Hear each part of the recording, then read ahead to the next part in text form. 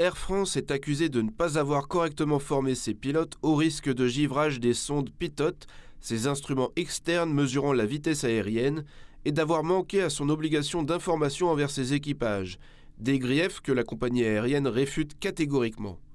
De son côté, Airbus doit répondre du chef de négligence pour avoir minimisé la criticité des dysfonctionnements de ses capteurs de vitesse et omis d'en avertir rapidement les compagnies utilisatrices. Une accusation que l'avionneur réfute avec la même fermeté. C'est le même procès qu'en première instance, comme la présidente l'a rappelé, c'est les mêmes rapports d'expertise, c'est les mêmes experts, c'est les mêmes faits, c'est les mêmes horaires, tout est pareil. Nous, ce que nous attendons, c'est une position différente du parquet.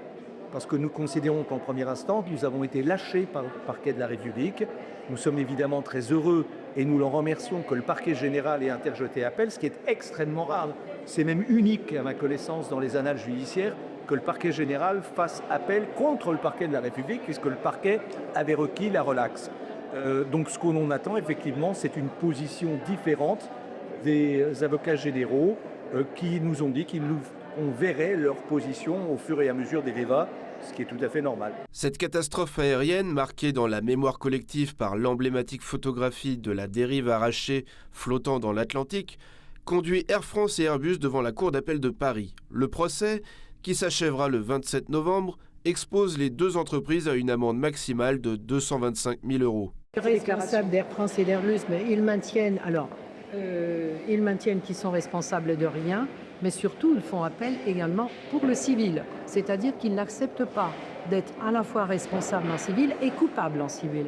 En fait, le terme de coupable les hérisse. J'ai tenu à être présent pour le procès en appel de l'accident Rio-Paris du 1er juin 2009. Tout d'abord pour exprimer au nom de l'entreprise Airbus et en mon nom la compassion pour les familles des victimes et les proches, parce que cet accident est une tragédie.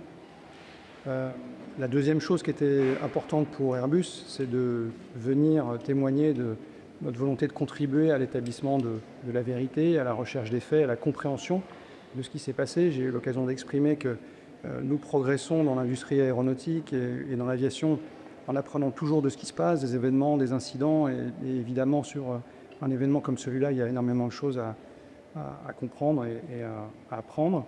Il y a beaucoup de choses dans cet accident, il y a beaucoup de dimensions, mais il y en a une aussi qui est effectivement juridique, avec des griefs bien précis qui nous sont reprochés.